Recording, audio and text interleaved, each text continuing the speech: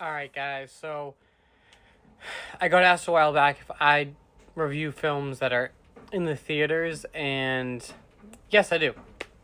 So I decided to do Kraven the Hunter. Rated R. It just came out. It's 2 hours and 7 minutes. Now they're still not sure if it's going to be part of the big Marvel Cinematic Universe, but if you ask me, I think it should be.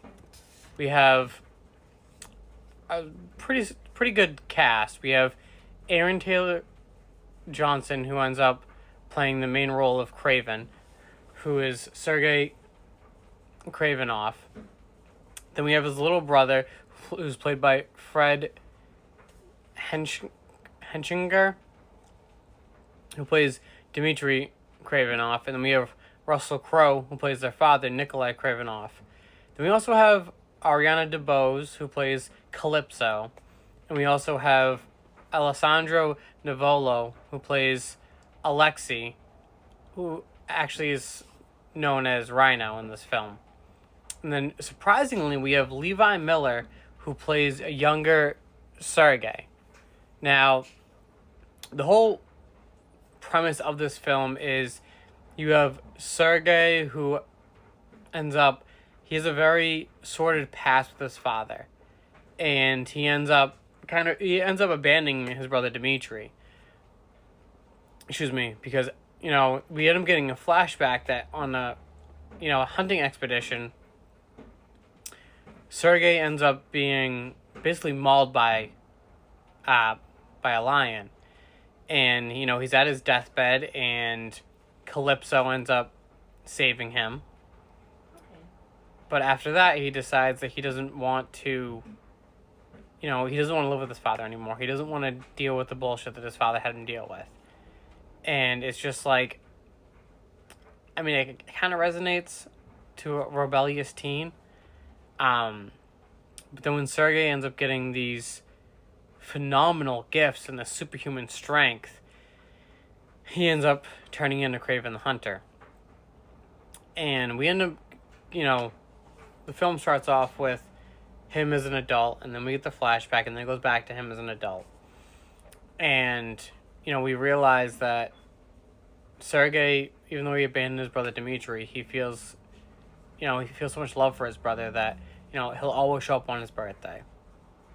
So, showing up on his birthday, he ends up, being kidnapped, originally, conveniently by Rhino. And all the shit hits the fan. You have Sergei going nuts trying to find his brother. And I'm not going to give away the film, because, like I said, it's still in theaters, but it was one hell of a watch. For how downgraded Marvel's been lately, it was one hell of, like I said, it was one hell of a watch. You have, for people out there that don't know about comics, Kraven the Hunter is technically an anti-hero, kind of like Deadpool. He's not good, he's not bad. And then you have Calypso, who's a supervillain, and you have his brother Dmitri, who ends up turning into the Chameleon, who he's a supervillain.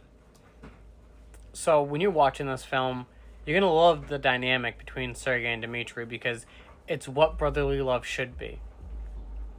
And then, when you see, just in general, the relationship between Nikolai and Dmitri, Nikolai and Sergei, it's like, which part are you? Even if you're a girl, it still resonates. How are you towards your parents? Like, are you more like Dmitri, or are you more like Sergei? So it kind of brings it a little bit home.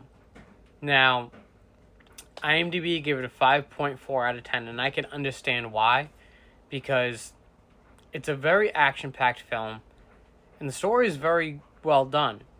But when you compare it to all the other Marvel films, it doesn't really, it doesn't go all the way up there.